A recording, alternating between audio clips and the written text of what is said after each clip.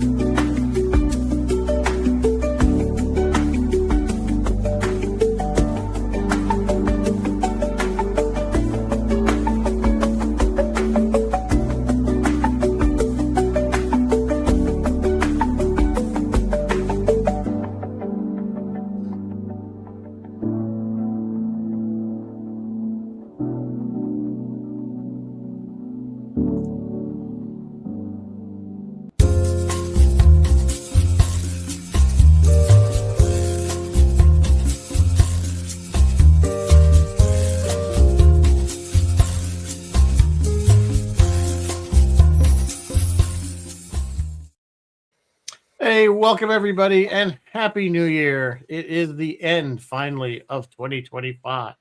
And we have some special guests. Welcome, of course, Mary Beth, and then Captain Phil and Roy is also joining us. And Captain I believe Phil's Roy fingers. is Oh, there's Captain Phil. simulcasting this on his tie-dye show. So Yeah. if you prefer, you can watch over there, you know. Yep, watch for us some here, watch reason. us there. Watch Watch us us there. everywhere. Watch everywhere. Welcome all of those that are watching remotely. We already have 7 people. Great. It has been a while. We had a bit of a time off there. I think we only had one show in 2 months. I had time off, holidays. Anyway, here we are, starting over for 2026. Yeah, we're ready to tackle Ready to 2026. tackle. So tonight I thought we would just kind of talk about the past year and other things and what it was like growing up in 2025. So, yeah, I don't know. What do you guys think? Wait, before we get that, Mary Beth, you probably had some news. Oh yeah, I only had 2 pieces of news. Piece of news number 1 is and I'd like to hear you guys' opinions on this.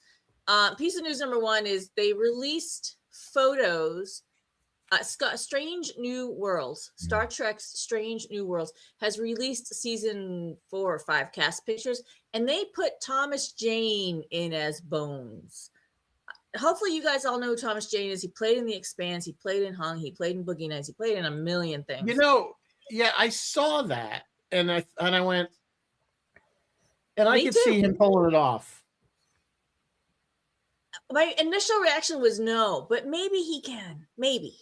I think he has the snarkiness that kind of McCoy had. I don't know. I could see.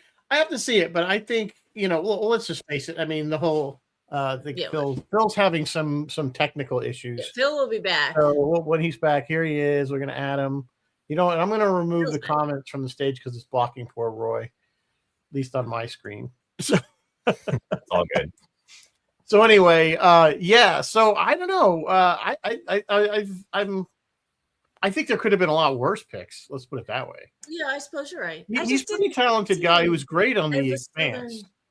Yeah. See, for me personally, I'm fortunate because I haven't seen any of those shows, so I will be going in fresh where I won't be envisioning him in a different role. Yeah, if you do see any of it, I'd be very curious to hear your take. Well, they're only bringing him in at the very end. Like it's not like he'd only probably had like 1 or 2 episodes, right? It wasn't like he's coming in for a whole season. I have no idea what he's. Yeah, I can't imagine he has much. I got the impression that they're just going to bring him in the very end, and I assume it's supposed to be the transition with Pike. Poor Dr. Piper is going to be left in the transporter pad. I guess he doesn't make it to the Enterprise. Who's that? Dr. Piper from Where No Man Has Gone Before, because he was Doctor. Yeah, was it Piper? No, Piper. Yeah, it was Dr. Piper. He was Paul Fix, who a lot of folks remember him and the Rifleman. He was he was great in that character. Yeah, the guy, the doctor with the white hair. Yeah. He was awesome. I thought his name started with a B. Yeah, it was Dr. Yeah, Piper. I gotta look that up now. You're gonna make me look it up. Wait a minute, you don't believe me in regards to Star Trek Where No Man Has Gone Before, episode 2, the one episode in the entire series I can quote from beginning to end. Oh my! I believe you, Roy. I just don't believe my memory. I love that episode. Sorry. I believe you, but I gotta. Yeah, it's Dr. Piper. No, it's Boyce. Dr. Boyce, I knew Boyce. it started with a B. I knew No, it was. Boyce was in. Dr. Boyce was in the cage. I'm talking about Dr. Piper from Where No Man Has Gone Before with Shatner. Oh, with I thought Sally and Gary. Yes, there was Gary Mitchell. okay. Yeah, I Now guess I'm there not was a even. I'm Dr. not. Piper in Okay. there, so- Okay. I apologize. Okay. No, Oh, we won't get to that character. We're barely. Are you kidding me? We're barely getting to the main characters. You want to get to Dr. Piper? That's not gonna happen. I know. Okay, I know who All you're talking about now. Okay, I'm sorry. I immediately when you said I was thinking Randy Boyce. Lee is defending you. He says, "Don't challenge Roy." If you were James, I would have been like, okay, but you know. Yeah. He knows If his you- stuff. If you ever watched, like I was saying, The Rifleman, he played the character of Micah, who was the sheriff on The Rifleman with Chuck Connors. He was, like you said, he was a character actor that was around. He actually did a Battlestar Galactica episode too, back in the day, the original Battlestar Galactica. I assume so. So anyway, But I actually like Boyce better. Yeah, I I agree. I would have liked to have seen him rather than Mabenga.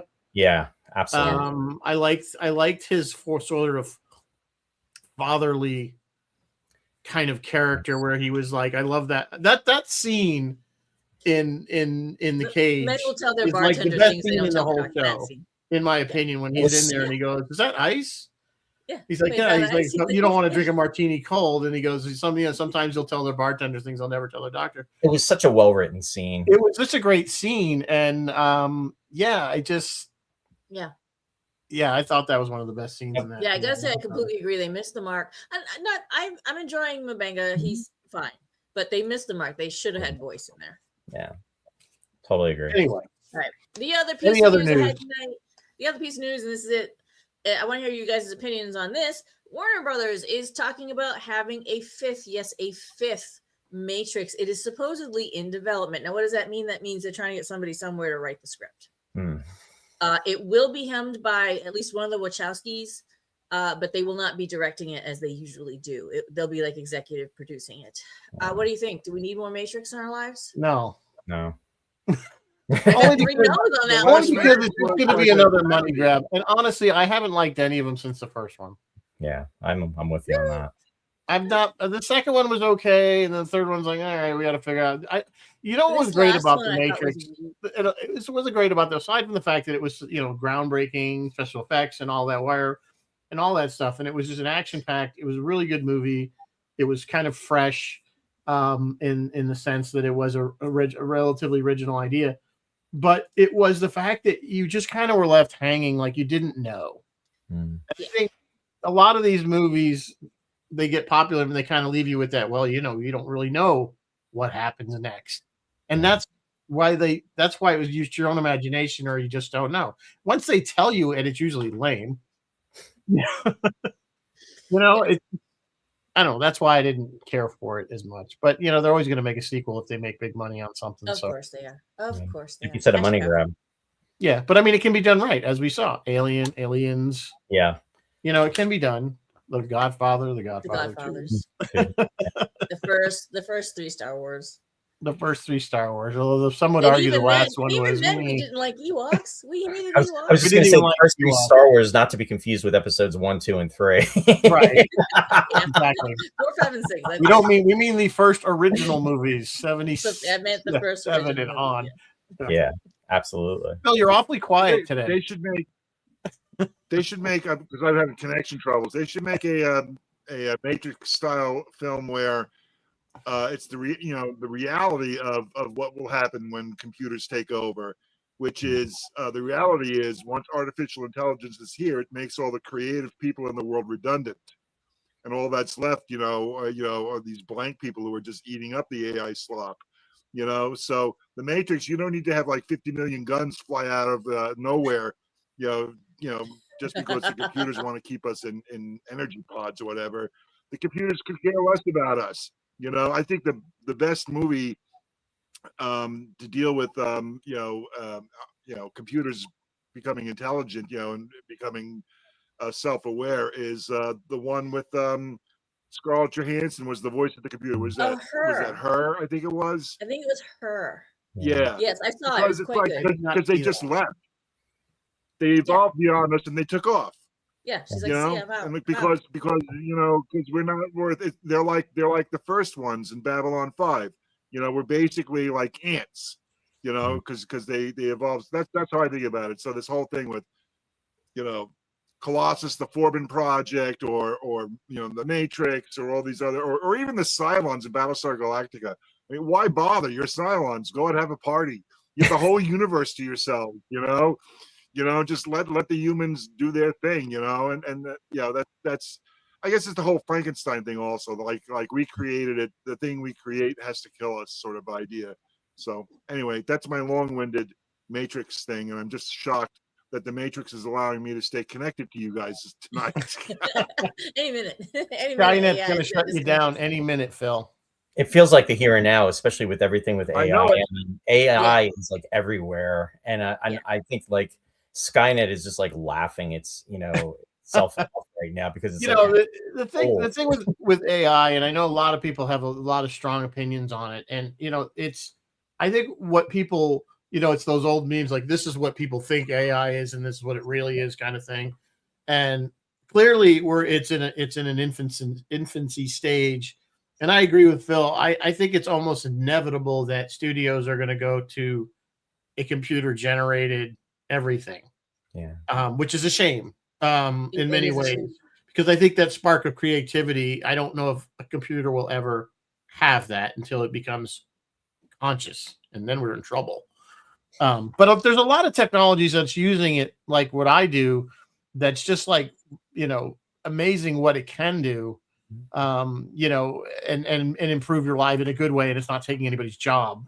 For instance, cleaning up garbled audio or video and stuff, and cleaning it up so you actually can see something, that kind of thing. Not necessarily these horrible memes that we keep seeing with people with 8 fingers and no feet, and these. Well, but there's a lot. I mean, I talked about this with Paul Levinson a while back, and I think the data processing aspects of it are through the roof. I think medical research, and that sort of thing, because the amount of material that can be covered in a quick manner will just increase. And it's kind of like, the James Webb Telescope. Like it really opens up the universe, sort of thing. And we're looking at it from, okay, well, now all these stupid memes are showing up on Facebook.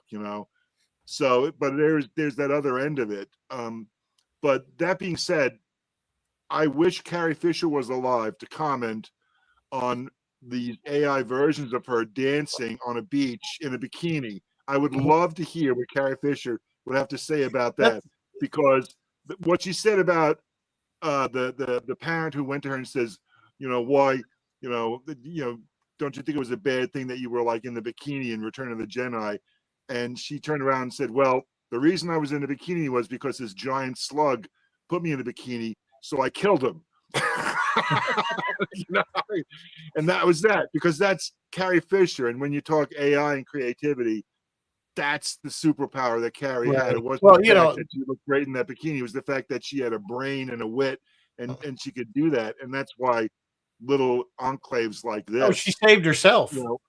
She didn't wait for Luke to come save her. She saved herself. In both films. But the key, what you're bringing up to fulfill, I think is important when we're talking about AI stuff, is that there's two sides to that coin. It's awesome that we could preserve an actor or actress, in a way that we can continue to enjoy their likeness and their performance in those characters, like say Indiana Jones or Luke Skywalker or whoever.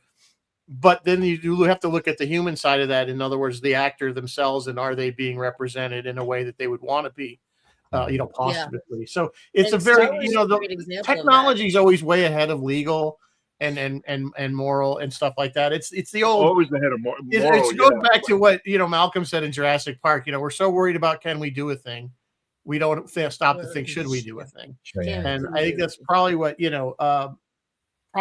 what AI is about. But people are always going to go where the money is, unfortunately. Yeah. And I just see it heading that way, no matter how much we fight it. I just see it's inevitable.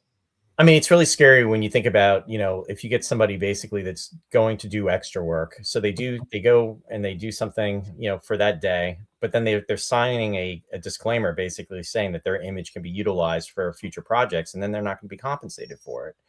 And that's for one person. And then, it just intensifies, and it's the money grab. Which is why I believe it was Denmark. Somebody can cross-check me on that one, but I believe it was Denmark just passed a law. Your face is your own. Yeah, I mean, I think it's copyright. It's a copyrightable thing. Yep. And it's already happened. Like people have tried to use dead actors' image for advertising.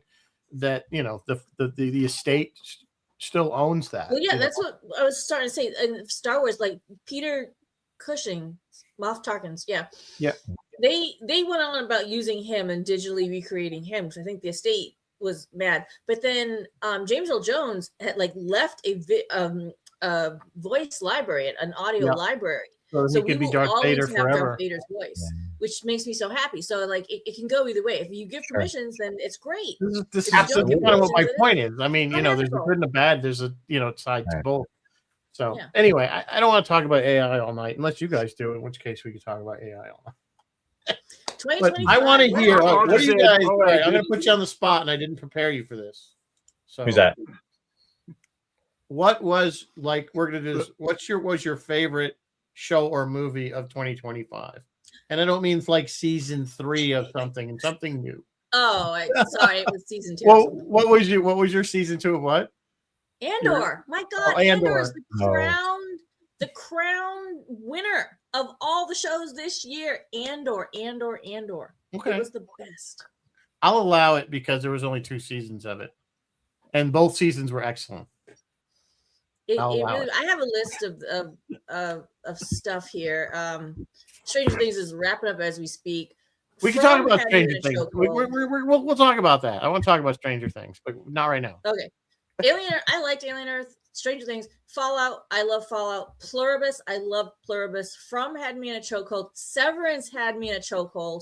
Murderbot. Peacemaker. Okay, yeah. And my number one show. He's just listing off every show that came out in 2025. That's what I watched. You want to know what I watched in 2025? That's what I watched in 2025. Okay. You watched everything. Roy, I needed Mary Beth's got it covered. What was actually happening in the real world? I need to stay. Mary Beth just gave us a TV guide and said this. No, she was my savior of the universe there. Because I'm watching Flash Gordon back from 1980. Yeah, there you go.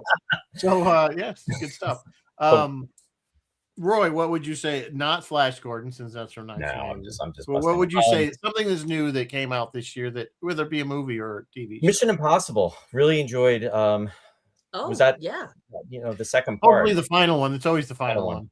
Yeah, I mean, I thought that one yet. Yeah, it was very enjoyable. I thought they did a really good job with it, and I thought they really came together well with that. Did not see it, and I have to be honest with you, I haven't seen a Mission Impossible movie since the first one. Really? I get that, and now here's the thing: not to go off on down a. There's no hate. I just didn't watch them. I don't know. I mean, my big thing for Mission Impossible is, I mean, it's a 30-year franchise almost. Next year it'll be 30 years. I think it started in 96, if I remember correctly, with the first one.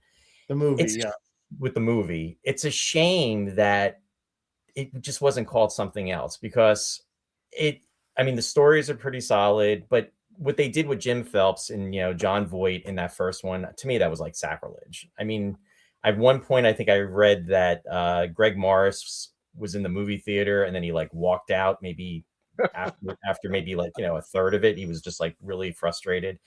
I mean, those characters to me are pretty sacred in the sense that, you know what I mean? We grew up with that stuff. It was on from the series was 66 to 73. Oh, the TV series was so good.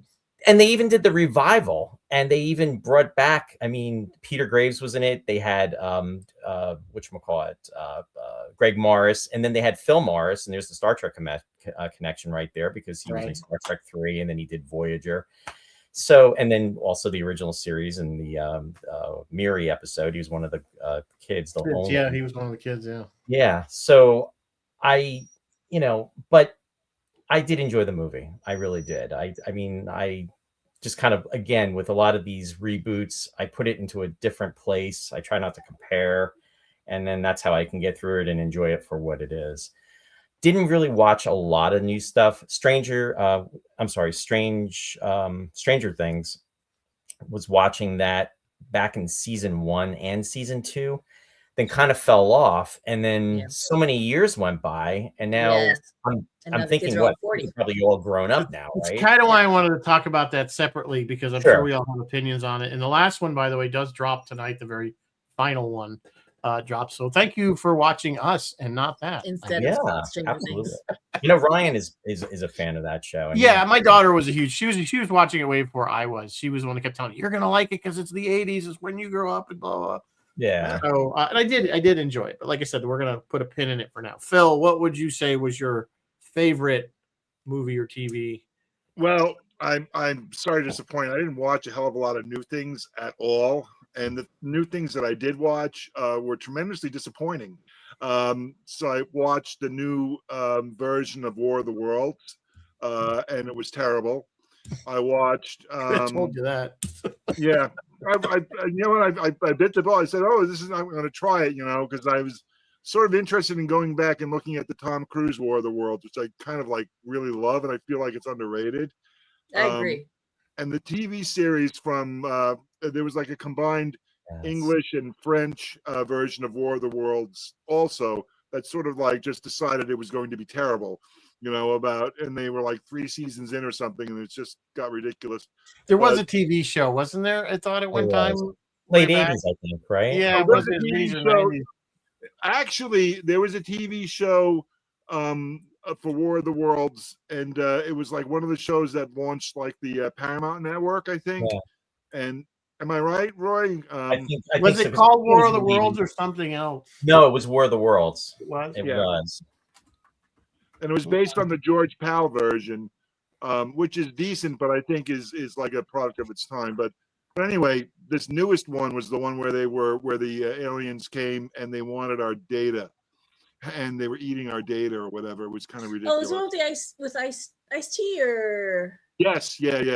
Okay, yeah, I saw that too. Yeah, and it was bad. It was questionable. We'll get to the worst. You'll have the opportunity. But then the thing that really disappointed me that was new, because I didn't really see anything else that was new that I liked. Although I have a little something in there, but I watched. I got MGM Plus, and I watched their version of Earth Abides, which is one of my favorite science fiction books from way back when. It's a classic. It's from 1949. It's a great novel. George R. Stewart wrote it, and it's a really, really great book. And they adapted it, and I thought this is the perfect sort of thing for a long-running series, like a streaming series. It's going to be perfect. And they just murdered it, and it was just, and I'm like, this is the easiest thing in the world to do here, that just copy the book, because the book was interesting and you were really invested in everything that was going on in the world, after this, this horrendous pandemic where everybody died, so they managed to kill it. And I was just devastated, not devastated. I mean, I got up and went on with my life the next day, but it was like, why bother? So Phil, we're going to skip you for worst of, because you went right from best of to worst. But I will say one good thing about, you can skip me for worst, because that was it. But I will say this, and this is that the new thing that I watched is not new at all, is I've been catching episodes I haven't seen before of Star Trek Enterprise. And I'm just so impressed with how the show is put together, the set design, the characters. It's really coming together for me. And track holds up. And I've been saying that forever, and everybody's like, "Oh, it was terrible." I'm like, it wasn't. No, and I don't care about the song. I just like. People spend way too much time worrying about the song. Yeah, but I like the way they're reacting. I like the things that are happening. I like the interplay. I love the Andorians' role in the show. I think the Andorians are flipping brilliant. Well, who that is? That's our good friend Jeffrey Combs, once again, absolutely doing a phenomenal, one of my favorite characters, which is Commander Schramm in Star Trek Evolved. of all Star Trek, Yeah. he's like one of my favorite characters because he was just great. He is such a I good got man. him to sign. I got him to sign my an autograph that said to my favorite pink skin. He's so But yeah, good. he just owns that, and it really brings that race. It gives them, puts it in the proper spotlight the way Next Generation did for the Klingons. You know, and I feel like next generation. You know why though? That was again. that was the last show made by people that actually gave a crap and liked Star Trek. The 'Cause it was people Mike and writing Denise it, and the Doug. people working on team. it, they liked Star Trek, and they had a vested. I had long conversations with Mike and Doug and Denise about that show because it's one of my favorite Star Treks, and what they were trying to do and what their goals were. And God, if they had gotten to 7 seasons, I think it would have been epic by the end of that 7th season. Agree. Yeah. Agree. But Although they never got to. I'm hoping they do the Archer Federation president thing, but that was just an idea, so I guess it probably won't happen because Paramount doesn't want to do anything good with Star Trek. Well, I'm really kind of you know what? Bring me back. I have something to say for the worst segment. So right. bring me back to that. That won't be about Earth Abides. My favorite. World. There was a lot of good stuff this year. I am watching. I got one more episode of Pluribus, and that was that is a very good show. I would recommend it. It does pull you in over time. It does. But is Fallout? And was it originally? Is that really season 2? Was it season 1? Was April, right? No, but it was a year ago. April wasn't. You know what else came this year was season 2 of Last of Us too. Yeah, not nearly as good as the first season. I don't think we could talk about that too separately. I don't think the show is being held up well without Pedro in it. I know that's the story and I get all that, but I've never played the game. And it just seemed like things lost its luster without him in it. Maybe. That's my opinion. But anyway, yeah, I really love. But a lot of the stuff you did mention, Mary Beth, is good stuff. I'm a big Fallout fan, but I think as far as one of the adaptations from a video game, and I know Last of Us got the award for that, but if you're a fan of the Fallout video games and you watch the TV show, they did a brilliant job of merging those two together and keeping the fans and still allowing people that don't know the whole Fallout lore interested. They're giving you so much backstory, more backstory than the games ever did, as far as what happened before the war. So anyway, that would be my thing. I don't want to take up. So we'll go with worst. I'll start with worst. And that was clearly The Acolyte, in my opinion. Really? Just yeah. terrible. Definitely. It was a struggle to watch that. It was just, and no, it had nothing to do with the whole LGBTQ thing going on in there. It was not Star Wars at all. And I felt cheated right from the get-go because we were advertised for Carrie Ann Moss and she gets killed in the first 10 minutes of the first episode. And I'm like, what a jip. That was just strictly bait and switch. So that would be my just for the worst of the year. And several episodes of Strange New Worlds would fall into the category. Yeah. So, but I know Phil loves a musical episode. So, well, Phil loves. Bill Phil, Sotak, thank you for reminding me. I don't know. That's true. Section 31 movie. Ooh, that was probably the worst. That might have been worse than the act. That was pretty bad. Bill Sotak. That one, Bill. Thank you. I tried to put it out of my mind entirely. Right? We repressed it. It's a bad memory. We repressed it. So I'll go. Before I tell you my worst, I want to say hi to all our friends who have tuned in. I see Chris is here, Martin's here, Bill Sotak's here. Kent has said hi. How are you, Kent? I hope you're feeling better. Yeah. Upright, moving, taking nourishment. Yep. I saw Hola Pablo from Mexico is here.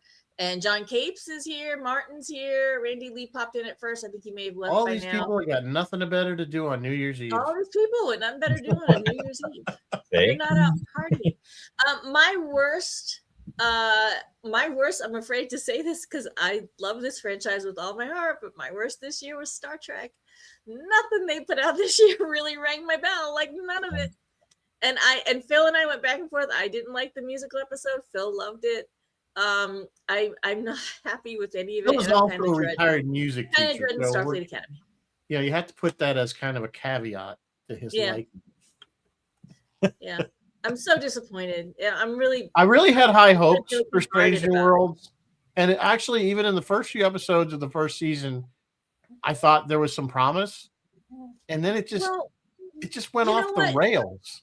We said that too about disco because there were a couple early season disco things that were like, okay, that's The not first two seasons of Disco That's were not that bad. at least palatable. the There one. was Yeah, still a lot of Magic to crying Make the going on, Famous but Man Go it Mad was wasn't great. horrible. But by the time they got to the Jason whenever the Isaac, 900 years, and that's what's when Jason's last name? He was great. Jason Isaac. Isaac, his last name is Isaac. Yeah, Yeah, he was great. yeah, he was great. And Rainn then it Wilson just was great. shoo. But this new show, the Academy, is taking place in that same Discovery, not only universe, but 90210 in space. but timeline. It's in that 900 years in past TNG, and just from the Dawson's- trailers, we see a Dawson's female Academy. Jem'Hadar. They were all male. Why are they Right. retconning again? We They're talked about retconning this stuff again. on our last show, Rizzo. We talked about this. They don't respect canon. It's not that we don't like change, because Star Trek is known for change. It changed drastically from the original series to the next gen. It's that, but from the original series to the next gen, they kept certain things in place, certain rules, certain in-universe canon, certain in-universe things. I Now agree. they're just There was throwing it out. references. I mean, The back in people the writing day- it, yeah, the people writing it just don't know the show and don't care.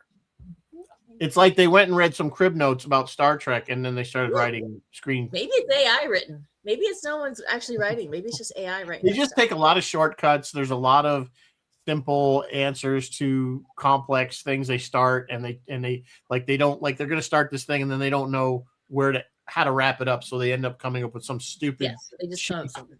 it's maybe simple. the It's whole getting to the point where it's maybe like that whole Star Trek was concept just comes out of the that whole concept, that whole idea of the rejection of canon is coming out of the J.J. Abrams movies. Because I feel But at like those least- movies are really good-looking movies, but they completely rejected a lot of what Star Trek is supposed to be about. I understand what you're saying, Phil, but at least with the JJ Treks, they were very upfront. We're rebooting this with a timeline change. So there was none of this, because with Discovery saying, oh no, this is prime timeline. And it couldn't be. Nothing matched up. No. And every But new yeah, show, but at like, least and there I'll was give something for older JJ viewers Trek had too. some No, redeeming it's qualities. It wasn't overall very good, but it wasn't a complete disaster. No, it like wasn't. this There were stuff. moments that were kind of fun, I guess, but Well, it their wasn't. casting was good. The music was good. Carl The Urban music was was good. brilliant. Yeah. Especially the first movie. The music was he's a great composer. Absolutely brilliant. But there were things in those movies that just didn't. They could have been. It could have been a different movie. They just didn't seem like Star Trek to me. They didn't seem like the original idea, the Federation. Infinite diversity. Infinite combinations. That sort of thing.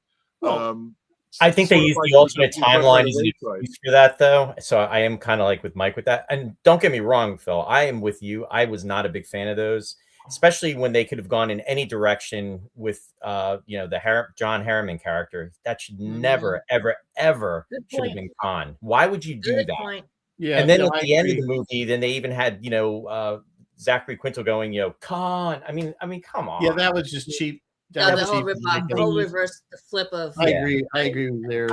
So I'm with you on that about that, but I think they actually have more of a free pass with that because of the fact that they said that it was an alternate timeline. So it's like, okay, we can go in a totally different direction. Was I a fan of the movies? No, I wasn't. I mean, the third movie I think was the one that I liked the most out of the three of them, and that's the joke was that every single movie iteration of the JJ Trek, the Enterprise got its ass kicked to the point of destruction or near destruction. Well, And we're seeing that continue. He but- blows You know, up the the thing ship is, every movie, and we he keep keeps seeing giving that him a new continue. ship. It's like you watch these trailers of new Star Trek, and it's all the Federation's ships getting their butts completely kicked, smashed up. Like, what happened to the shields? Don't work anymore. There's always a hole in a ship. It's like we had in the original series we saw one that was really banged up during the Doomsday Machine. exactly It was either completely destroyed, or, right. Oh yeah. That was like the only ship we ever like, saw that was. you know. No, I guess we saw some other ships that had been. Well, fouled. like the Alternate Intrepid. computer. Well, There's no, one where let's see. everyone was frozen, and they went over there, and everyone was frozen. You mean And the then they made a sequel, not a sequel, but then they did a next gen. Oh, the Naked Now, the Naked Time. Is it Naked Now? Naked that- Now, but But that was I'm on the talking planet about then. original series, but in the Yeah. original series, we only saw a few ships actually get destroyed. 2 of them were destroyed by the Enterprise. Yeah. The M5. I don't know. Yeah. I think that as a whole, talking about the movies and what you're talking about, I think like a lot of the core principles have just been like watered down or gone away. Like the sort of thing we saw in the Corbinite maneuver, Yeah, Michelle know, Davis. where we're meeting somebody new and Yeah. we're feeling each other out and we get to know each other. And in the end, we have more alike, and it doesn't make for an exciting explosion-ridden episode, but it makes for, prescient, intelligent science fiction storytelling. Whereas this is how we want to go out into the universe. These are, we are going out with our arms wide open. We're showing us that we're here to shake your hands. We're showing you like our hands do not have weapons, that sort of thing. Like we're coming as brothers. And this sort of thing is always like, well, what can we blow up this week? Yeah, well, that's What's movies. explode that week, Yeah, and that's I'm all movies in for, I general. love that sort of stuff, but I'm like, that isn't Star Trek. But they have to do that for film because they need that's what audience want to go to the theater to see, action. But so that's why we've always said Star Trek is better on a small screen. It And is. here was an Up opportunity. until the recent years. Yeah. I mean, even the first 2 seasons of Picard were just almost unwatchable. They were just so bad because they diverged, and that was not a separate timeline. They diverged so much from. Well, you guys know my Picard theory. I've said it many times. I love it. I've said it at the convention. Just watch season 3 and forget season 1 and 2. Yeah, Just- Absolutely. pretend season 1 and 2 don't even exist. Just watch season 3. And then say Picard thank has you, Terry Alzheimer's. McAuliffe. He's sitting in the Captain Pike chair with 3 blinky lights. He has Alzheimer's, and this is like an old age hallucination he's having. Yeah. That's my Picard theory. Everything that happened in his mind. in Jean-Luc's mind. Maybe he's an android anyway, right? So Well, that's and then Yeah, he's the again with android now. that goes against everything. If Boo. what a little girl's made of. I mean, my God.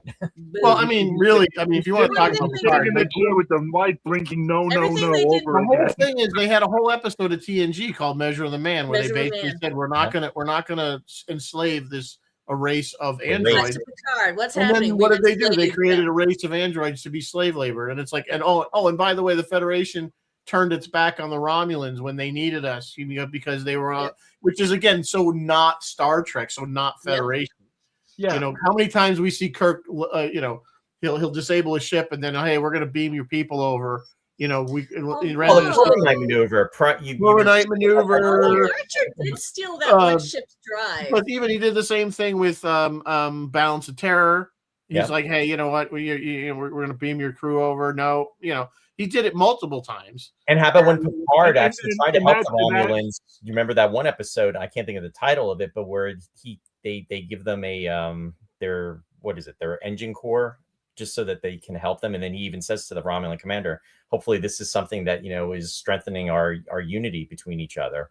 But then again, the Romulans are trying to be dishonest, but still, it was the Federation trying to do the right thing. It's like this darkness that's inhabiting movies and television shows. It's everything is so freaking dark. Because now. the Federation was supposed to be this gleaming, yes, they had parts where there was corruption and they had bad Right. Starfleet officers and stuff, but overall it was supposed to be this is how humans, we've all come together, and they just took it Kirk and threw it in says, the Kirk trash. says it to McCoy when after they in the Corbinite maneuver, he says, McCoy says, shouldn't we? And then he says, what's the mission of this ship, Doctor? To seek out aliens. Yeah. And Exactly. show what our high Exactly. spinning words goes- mean. Yeah. That's why we're aboard her. Exactly. We need to be And then, sitting in the writers' rooms because honestly, do these? But you know what the people not problem know? is? They don't care. It's like this show is like 60 years old, which is incredible. And because hell, I'm going to be 60 next year, and it's just like it's like a template for all this crap that they're making now. And it's like they don't care. They're going in their own direction. The fact that they're doing something where you got 90210 in Trek, I mean, and everybody sees it. It's like it's a joke. So, all right. They don't care. That's a good point. We see that the people. So Ugh. what is it? Here's a good discussion. I know this is kind of off of our 2025 roundup, but since we're talking about it, what demographic are they? They're clearly not going from us. Not going for us. So what demographic? Because really they have this thing of like this early 90s 90210 kind of theme, and I've heard that they're looking at like Buffy the Vampire Slayer is kind of a template for what these new, but that generation is aging out past. You know what I'm saying? So they're not teeny boppers anymore. That was 20 something years ago. Exactly. So what is it? Because you look at it, Buffy had a musical episode. Stranger Worlds hasn't. Buffy did a puppet episode. Now they're going to do a puppet episode on. You know what I'm saying? They're you know what I'm saying? But there's a lot of parallels of the little kitschy stuff. But again, what was Buffy? 20 something odd episodes a season. Yeah. Not 10. Yes, Right. you could afford to have a musical episode. So who is 19 the other demographic for this? It's not Gen Z, I'll tell you that. They don't give a crap about Star Trek. Most of them. millennials? Who's next after Millennials? millennials? But they were again, they were born during the 90s. They weren't old enough to watch that stuff. To watch You know it, what? yeah. I mean, I don't know. It's like a I'm trying to shocking figure out poll. who Gen these Z, people 'cause think I'm they're Gen X. targeting. I'm 1971. I mean, yeah. I don't know. I don't know who they're targeting. If they think they're gonna get young people in, like really young people, I don't know, man. I don't know. Well, I think in Well, Bill terms of said his mid-20s daughter liked the singing episode, but is she a Star Trek fan in general, Bill, or did she just like that episode? I think they're throwing stuff at the wall to see what sticks in terms of the new audience. At the same time, they're serving the old audience because they'll know we'll buy anything. No, So, all right, here's a They're new gonna show. find out we're not. A new show, and here's the new show with the new spaceship. That's All right, not so the everybody's case got to run anymore, out and get the new spaceship. not. all I this would have stuff. agreed with you about that maybe 10 years ago. Yeah, Not five, now. five I think years ago. They But have lost They that burned their bridges advantage with us. now. I think we were all too a little gun shy. Yeah. You're always going to be burning fans their of every bridges. show. You can make the biggest piece of crap show. There's going to be somebody that likes it. That's just inevitable. But it's how many of us like it. That's the key. And I think there was a time. You're right. You could plop the, and they Chris do. Rose says- You could put the chevron on a piece of dog poo, and somebody would buy it.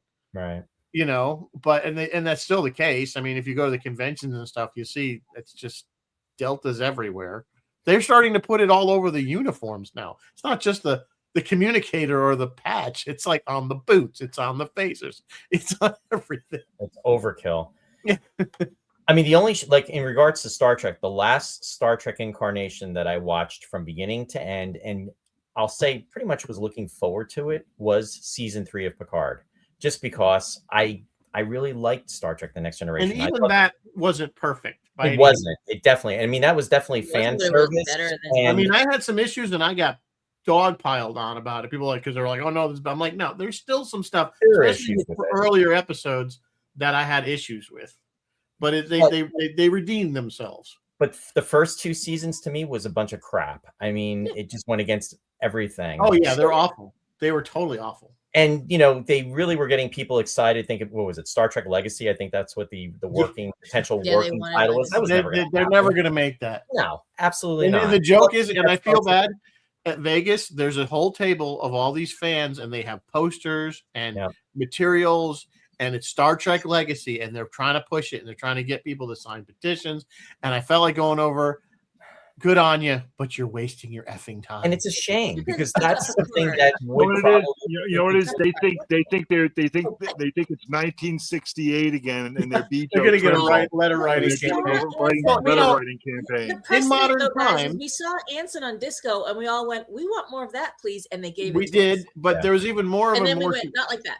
The Expanse was a good example of that. This Sci-Fi Channel had started on. They get 3 seasons on Sci-Fi Channel, and they were going to cancel it. And there was enough fan outcry that Amazon bought it Mhm. and did 3 more seasons. It was good. So it can work and it was good. There was good stuff. So it can work, but I just don't think with Paramount, they're just not listening to the fans anymore. They No. just don't care. They don't- I mean, if you want to go, if we're coming back to what's the worst thing, that sort of bleeds into what my worst thing is, which is I was incredibly disappointed and depressed about what CBS and these, and I don't even have all the the right companies together in my head, but now that they're Just two now, I think. yeah, that they're merging and all these mergers, and they have to put in somebody from the federal government to oversee 60 Minutes and stuff like this. And I'm like, okay, so if they're gonna be like checking the content of CBS News, which I don't believe exists anymore, what does that say for classic Star Trek? Classic Star Trek was notoriously liberal, was notoriously accepting of racial differences and things like this. It's going to be gutted, and I feel like that's really what's going on here. And yeah, Star Trek is still making them money, but in the new world order, it's not going to survive. It's a good point, Phil, and I've always been amazed at how many bigoted Star Trek fans there are. Yeah, which I'm like, which should not ever have be. you ever watched the show? show?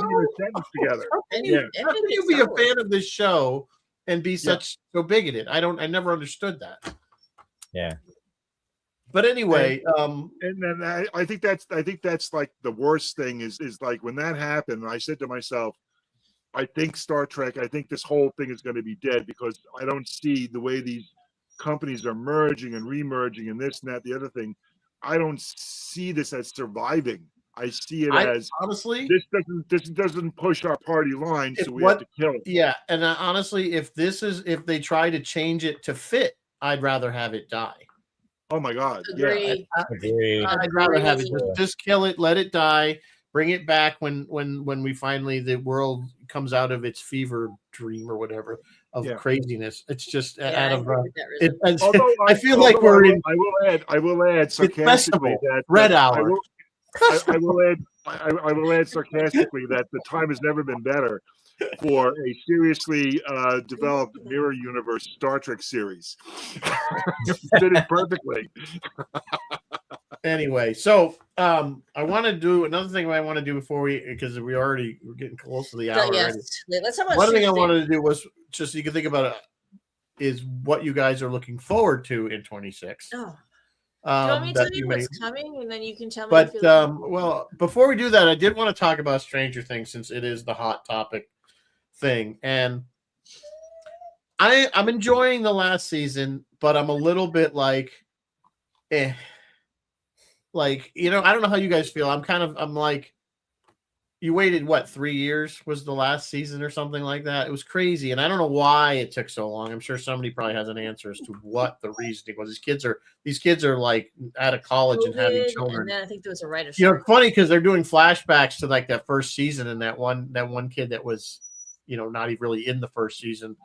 They were such small children, and now they're practically adults. And she's married. She's married. Really in real life, she's married and she adopted some kids. Wow. So that'll tell you. But the thing is, it's like I think Stranger Things is a good example. We had a really good show, but I think they milked it too far. And we see this a lot of times. Again, they have a hit, and they don't want to let go of it in a timely fashion. A good example, Walking Dead is probably the most classic example where they ran that so far past its shelf life. It was ridiculous. I think I'd rather have a show end on a high than leave me wanting more than I don't even care what happens at the end anymore because it's just been going on so long. And that's kind of how I feel a little bit about Stranger Things, especially when the first few episodes, I'm like, I don't even remember what the hell happened 3 years. I don't remember, and that's the problem.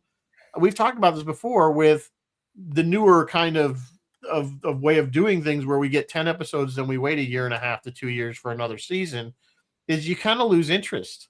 We were talking about growing up in the 70s and, you had your shows and there were 20 something episodes. Well, that's half a year. Yep. And then you had a few months off and then the next season started. Yeah. So it was all still very fresh in your mind because you probably were watching the reruns over the summer anyway. Yeah, literally it was like a 4 months tops because the shows would end in May, and then by the middle of September was the fall break, and then you go back to school and your shows start. Yeah, yep. Absolutely. And we don't have that anymore. We just have this. We get 10 episodes, hopefully good ones, and then we wait, and then really started with The Sopranos. Yep. I think was one we were talking. It was one of the first shows that did that. But Exactly. at least even on The Sopranos, what 7 seasons and ended it. Yeah. They could have kept going. Well, yeah, But they- this is only 5 seasons and I think the Duffer Brothers had a plan. I don't think that long gap was completely planned for them. Well, some of it was COVID. I know they had one gap but you can't blame COVID anymore for this stuff. We're Yeah, 5 no, minutes, it's- we're we're 5 years past that. past. So anyway, that's all my opinion. I want to talk about Stranger Things. I think it's kind of like I think it needs to end. I know it was a Well, big it is. cash It's gonna cow for end Netflix, tonight. and it ends tonight. It ends tonight. It better end good.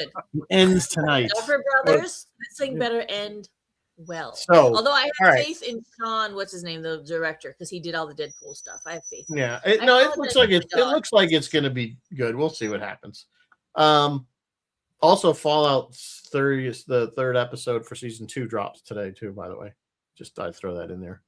So all right. So what are you looking? I watched the first episode of Fallout, and then I was like, So I'll have. To give it It's another fine. try. You know what? I just feel if you don't give it a few episodes and see if it pulls you in. If it don't, it don't. I only know about it because my students love Fallout. Pokes fun When at itself when I was in many teaching, ways. They love that game. So yeah, it's a good game. Games is multiple. But anyway, so Mary Beth, what are you looking forward to in 26? I don't know. I will tell you what's coming. I don't know what I'm looking forward to. I apologize for my dog. He's being a little bit. In 2026, we've already seen ads for Disclosure Day. We're going to get another Spider-Man. We're going to get Supergirl. We're going to get Avengers Doomsday. Those are the big ones. Oh, we're going to get another Avatar. Oh, and we're going to get Mandalorian Grogu.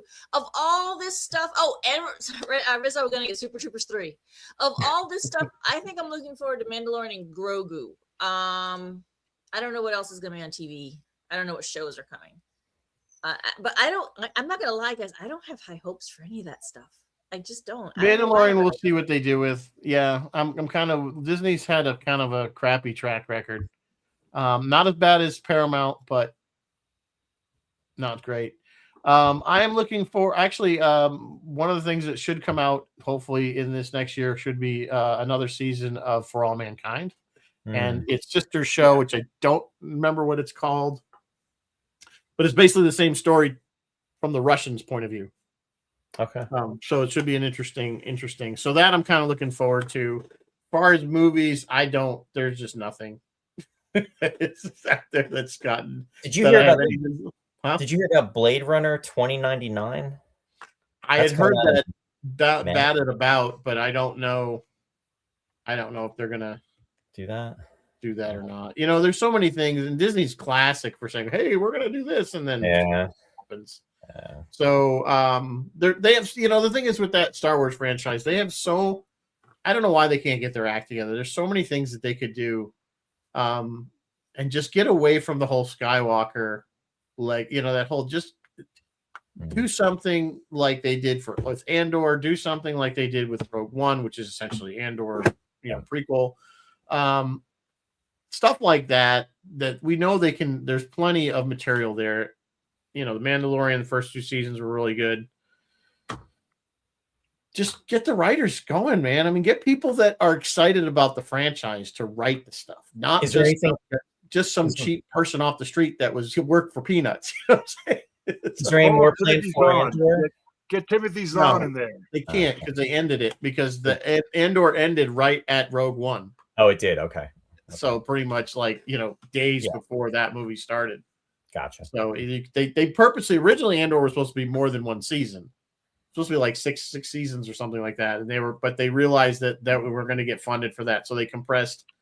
That's why they especially they jump 3 episodes, and then they would jump a few years, and then 3 episodes, and they jump a few because they were literally were cramming 6 seasons into 2.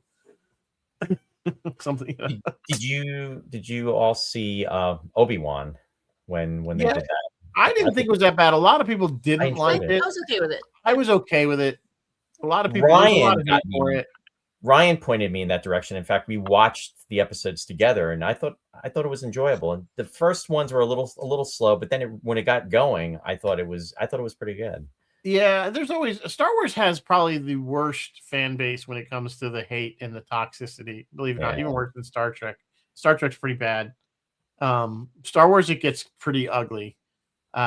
which is what the showrunners and the directors and everything of Acolyte were blaming that on why their show got canceled. Their show got canceled because it was bad and nobody watched the final episode. And it's all about and it was the most expensive show Disney ever produced. And it was the least watched finale of any Disney show. Wow. So, I mean, the writing's there on the wall, whether, and they're just playing, because people were just so toxic towards it. And I'm like, there was a lot of toxicity, but part of it was justified.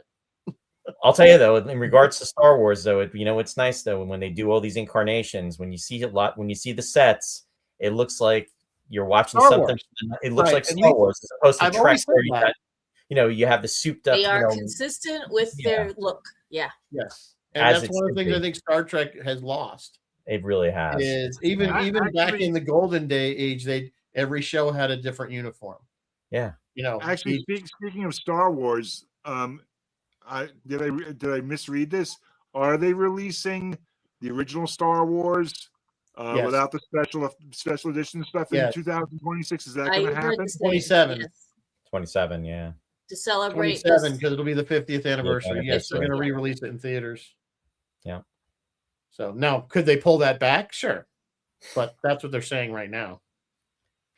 So, and like Roy was saying before we came on, I hope they produce even if it's a limited run Blu-ray, so that we can own that and keep it. Because I pretty much been buying a lot of shows that, especially if it's available on Blu-rays, I'll buy it, and just because I don't trust streaming services to keep anything. Exactly. They're saying Babylon 5 is disappearing from streaming service. That was another one they said that's on the chop block. So if you haven't watched or you don't have it, you may not get to. It's not going to be easy to find. Let's put it that way. Well, real quick, Rizzo. Speaking of satisfying endings, wouldn't you say that Babylon 5 was the one series that really did end on a satisfying note? I mean, is that something you would? Except for the last season. Yeah, they should have ended it at season 4. And then they brought in that last season where he was president and everything, and it was forced. It felt forced.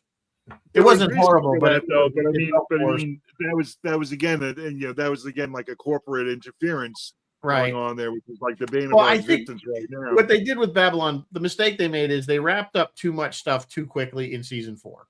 All of a sudden, the Shadow War's over, and then right after that, the whole problem with Earth wraps up very quickly.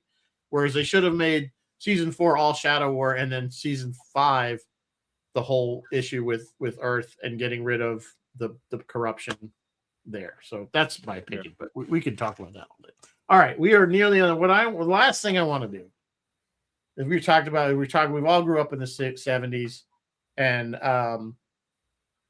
what was your favorite Christmas present or Hanukkah present or whatever holiday you were celebrating? I'll start with Mary Beth. That's a good question. I need to think about it. But I bet I did not get any of the same stuff you guys got. I think that was just when you're in the child in the 70s, gender was a thing. So I got a lot of freaking baby dolls and Playhouse and that kind of shit. That's what I got. So I didn't really get. But was there one even doll? I mean, did you want the Star Trek toys? Oh, I got Bionic Woman. No, you know what? I got Star Trek books and I really enjoyed and read the hell out of those multiple times over and over again. My favorite stuff was books, but I did get a Bionic Woman doll. She's somewhere. I might have her somewhere. Jamie Summers. Jamie Summers, yeah. But yeah, I can tell when we're on Captain Phil's show on Friday night. Yeah, this is like a teaser. And I can already tell it's going to be, I'll be the token female. And I'm going to be like, I got a place. I got a Barbie dream house. And you guys are going to be like, I got this cool G.I. Joe thing. That's how it's going to go. There were some cool toys. Roy, I know, but go ahead and tell Roy because obviously they weren't on the. Yeah. What was yours? It was the Mattel Eagle, 1976. Yep. Base 1999. Yeah. Absolutely. That was a really cool toy. Really, and it was one of the better ones. I didn't have it. I didn't get it. Like I said, I was only in first grade, so it was like your enthusiasm shift very quickly at that age. So I'm sure something else caught my eye by the time it was Christmas. I think I'll let Phil go. You're a little older than us, Phil, slightly. So would you I'm very old. That, Mason? first of all, I'm actually want to save mine for Friday Night Freeform. Oh, all We're gonna right. talk Well, about we this. might have different I have a audience. very You specific. can save it. I have a very specific thing, but I will say that it's not a toy per se. It is something that falls into the realm of childhood, but it wasn't an actual toy or a playset like that. Schroeder's little piano. So, but also for Friday Night Freeform, I'm hoping that Mary Beth isn't the only woman that's going to be there. I'm pretty sure my friend Anne Marie is going to be there as well. So there will be a small sisterhood. Hopefully, if Anne Marie shows up. All right. So, but Sisterhood of I the have Raggedy invited Ann Roy. doll. Yeah, Yeah, I you invited, extended. I invited Roy. And I invited. Sorry.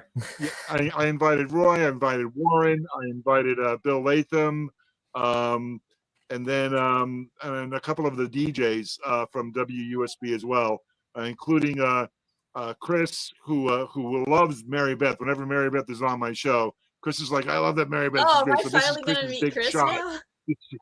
Yeah. So yeah, he's a big Mary Beth fan. So that's what he wants for Christmas. So there you go, Mary Beth. creepy. You still got it, kiddo. But yeah, I think but you know what? I will give you one thing. This is my second best Christmas present that I got. When my parents are still alive, because my mother died when I was pretty young. But it was either a couple of Christmases before she died. She got me a Sears boombox, cassette boombox, and the speakers detached. And I think I still have it, and I put it up on my shelf. It's just like shelf art now. It actually, the radio still works. The cassette broke, of course, because the cassettes never really, lasted. I believe it took like either 6 D cells to run on batteries. But the great thing about it was I kept using it, and I was able to attach a preamp to it and play vinyl records with it. So I only had a record player, a turntable, and this boombox, and I was able to get like a preamp at Radio Shack and play my vinyl, which was amazing. So that was a great gift. But there was something else I'm holding in reserve for Friday night, and show up and be amazed and astounded, and probably disappointed at the lameness of it. But we'll see. Wow. And it's not a Star Trek toy, and it's not a toy. That's the other thing. It's not a toy. But anyway. Okay. For me, God, I got some neat stuff over the years. The obligatory railroad train set, HO set and stuff like that, and AFX cars, but I think it was around 1978 or 79. Among the Star Wars figures that were obviously very precious to me, and I still have every single one I've ever owned.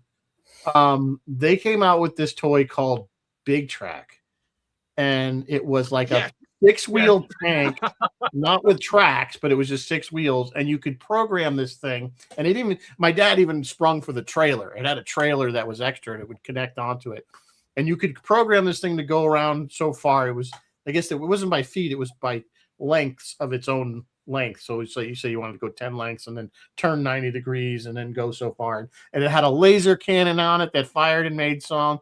And then you could have it dump whatever was in the thing. Look it up. It's called Big Track. And it was the coolest thing. I used the hell out of that thing. And I don't know what happened to him. Great. But I used to put all my Star Wars figures would ride in the back in the trailer. And that thing, I think, was because it was just so the technology in it for the day was pretty advanced. And it was just, you got a lot of time, a lot of these toys, you play with them for 10 minutes and you're done. And then that's it. I would have included Atari 2600, but I got that for my birthday and not Christmas. That's a good one. Yeah. Pong. And I had to make all kinds of deals for that, because that was at the time $150, I think, which in 1980, 81, whenever the hell it came out, was like you were asking for $1 million. Yeah. And you had to hook it up to the one television in the house, so that when I got it, you could, Dad, I want to watch the news. Stop playing.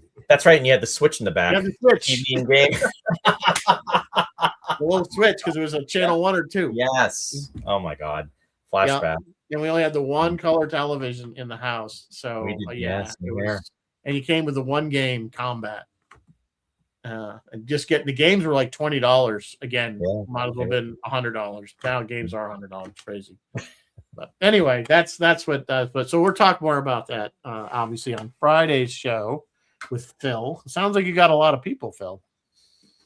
The big, I invited a lot of people. It's going to be a bit of a mess. So you, me, and Mary Beth are going to have to run roughshod over the crowd. All right. I have to say the Big Tracks is a highly collectible toy. It shows up on the toy collecting groups I'm in all the time. And I think it also is like an early programming toy because you programmed it to do stuff, right? You used a punch card or something. You did it, had a keypad on it. That On the top, had a keypad. Yeah, you punch in the instructions. It's a great toy. Really is a great toy.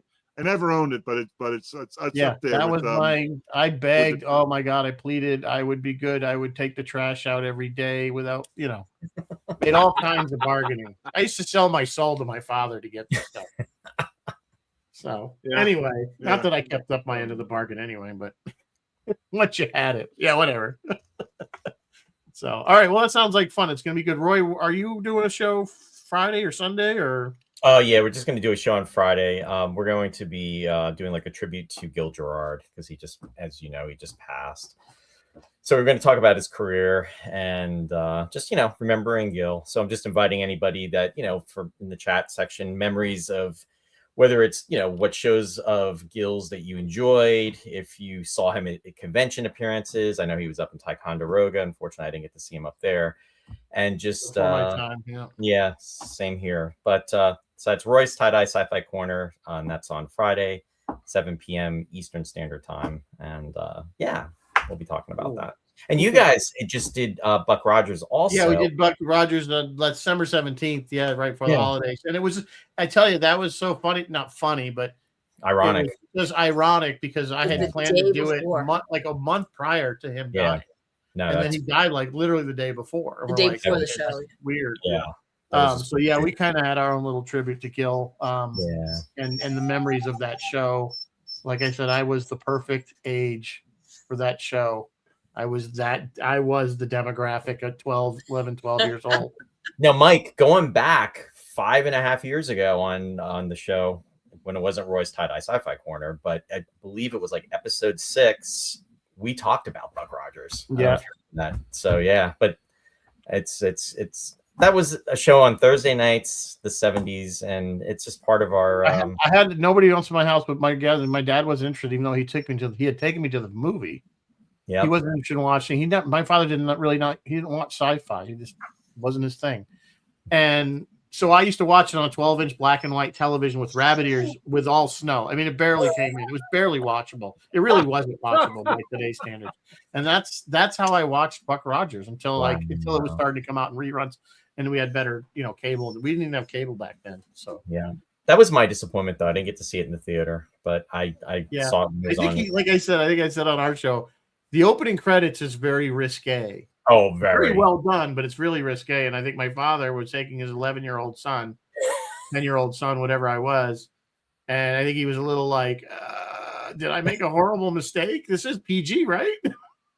I know. Some of those girls aren't even in the movie. I mean, that's Erin Gray, and you got Pamela Hemsley in the credits, but then there were these other women that's like they're not even in the the and they made the credits. But anyway, there's a lot of scandal, which is why I said it was the perfect age, because it was it was a space adventure and the women were scantily clad.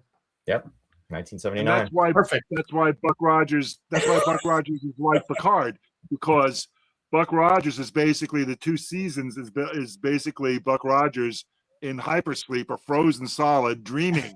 And he's dreaming those 2 seasons after his weird pole dancing video at the beginning of that movie, So the same thing happened. So that's it really. He's really Roy, he's really just still out there in that space shuttle floating around. He's out there in Ranger 3. Ranger 3. Somewhere out there. Cloud, the cometary Oort cloud or something. He's passing the Icarus as it's on its way back to the planet of the Apes. In the compact starship. All right. On that note, it was a good show, guys. Thank you for coming. Thank you on your New Year's Eve. please, if you are going out later or whatever, be safe. You know, Safe. and drink responsibly. Blah blah blah. You've heard it all 1,000 times. I'm guessing if you're watching this show, you're going to do what I do and go and watch television until about 10 o'clock and then go to bed. And then zonk off. Yeah. So on that note, Yeah. Happy New Year to all of you. Thank you for coming. And of course, live long and prosper, and may the force be with you always. Happy New Thanks for Year. inviting Happy me. New Year, everyone. See you next year. See you in 2026.